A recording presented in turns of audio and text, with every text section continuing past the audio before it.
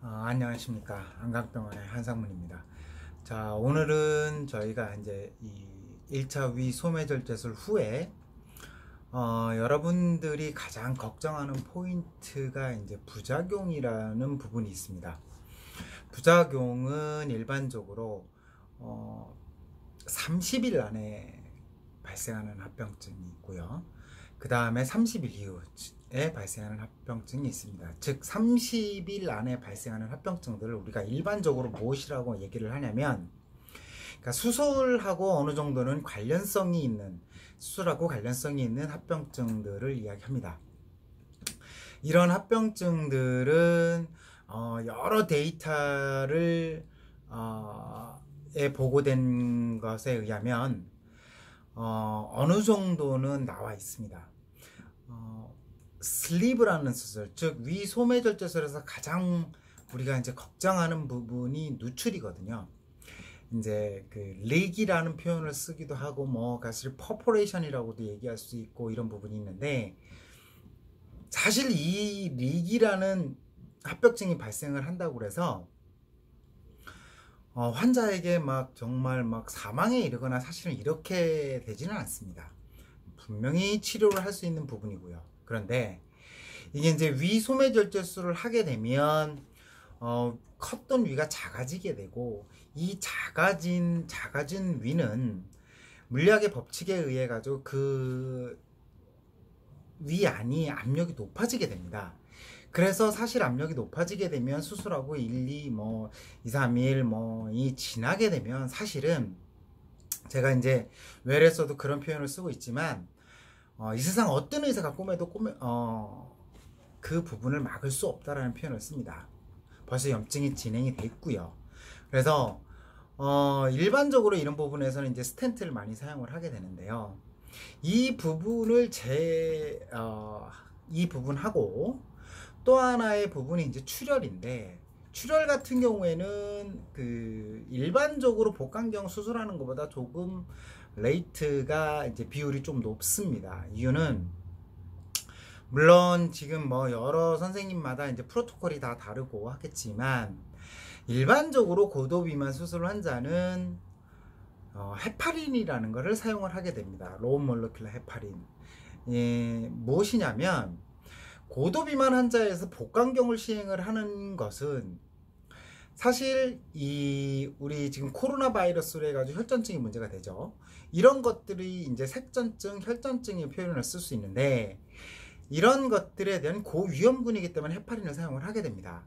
근데 이 헤파린을 사용을 했을 경우에 피를 묽게 하는 작용을 하게 되고, 이 묽게 하는 작용을 때문에 출혈의 가능성은 올라가게 됩니다. 대개 출혈은 위를 자른 부분에서 컷섹션에서 이제 나온다고 얘기도 하고요. 또 하나는 반대편, 그러니까 즉 다시 말해서 그 지방과 위의 부분의 혈관들이 그 부분을 분리하게 되는데, 그 부분에서도 출혈이 되게 나옵니다. 그 부분이 가장 많은 부분을 차지하고 있죠. 그래서 요런 정도의 합병증을 일반적으로 수술하고 많이 연관된 합병증이라고 볼 수 있습니다. 제가 2020년도까지 제가 수술한 환자들의 총 데이터들을 분석을 했었고, 이 데이터들을 올려드렸습니다.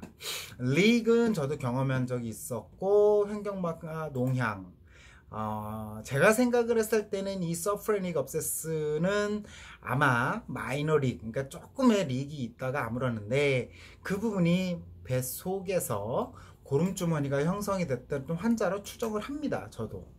근데 이제 그때 검사할 당시에 다른 그 문제점은 없었기 때문에, 즉 특별히 그것이 퍼포레이션, 즉 구멍이 뚫렸다가 그런 부분이 없었기 때문에 제가 이제 서프레닉 업세스로 따로 한 사람으로 표현을 했지만, 아마 그랬을 가능성이 제일 높다고 생각을 합니다. 그 다음에 이 소매절제술을 할 당시, 물론 고도비만 수술의 일반적인 거라고 생각을 할 수 있는데요. 이 일반적으로 간이 다 환자들이 안 좋습니다. 특히 당뇨병 있는 환자들은 상당히 안 좋은데요. 그래서 이 수술 후에 헤파타이티스라든지 판크라타이티스가 오는 환자들이 꽤 있습니다. 특히 저 같은 경우도 헤파타이티스가 이제 굉장히 간 수치가 1000, 2000까지 올라갔던 환자가 있었었는데요. 요런 환자들이 올 수 있다라고 하고, 그래서 이제부터는 수술 후에 충분히 간 수치를 낮추고 간을 작게 만들고 약을 사용을 하고 이런 다음에 수술하는 과정을 겪게 되고요. 이렇게 이제 간 수치가 급격하게 올라가게 되면 환자도 굉장히 힘들어 하게 됩니다. 이게 이제 이쪽에서 이제 다시 회복이 되기 전까지는요.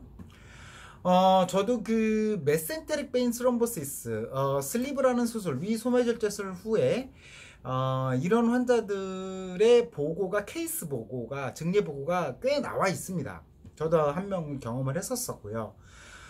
이게 왜 그러냐면 고도비만 환자들한테는 안에 내장 지방으로 인해서 그 압력을 높게 만들어 놉니다. 보통 11을 사용하게 되는데 일부분의 환자에서는 15까지도 사용을 하게 되거든요. 그렇게 되면 이 환자의 또 포지션, 수술할 때의 상태가 머리가 상태로 들려 있는 상태가 되고, 이렇게 되면 밑에서 위로 그 혈류, 정맥에서 혈류가 쭉 올라가야 되는데 이런 흐름이 떨어지게 됨에 따라서 이렇게 혈전증이 생길 수도 있습니다. 또한 고위험군을 갖고 있는 환자들도 많고요. 그래서 이런 메센테릭 베인 스럼보시스, 즉 장갑만맥 정맥 혈전증을 저도 경험을 한번 해봤습니다. 수술 후에 블리딩, 출혈 환자들도 꽤 이제 제가 한 4-5명 정도를 경험을 해봤었는데요. 그 이유는 가장 많은 원인은 헤파린입니다.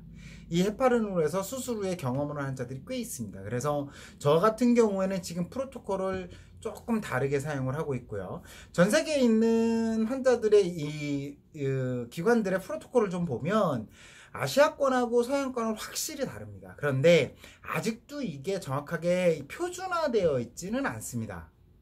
서양 환자들은 동양 환자들에 비해서 조금 더 이 혈전증이 생길 수 있는 혈전증이 생길 수 있는 게 높기 때문에 사실 헤파린을 좀 더 오래 사용하고 많이 사용하는 경향이 있고요.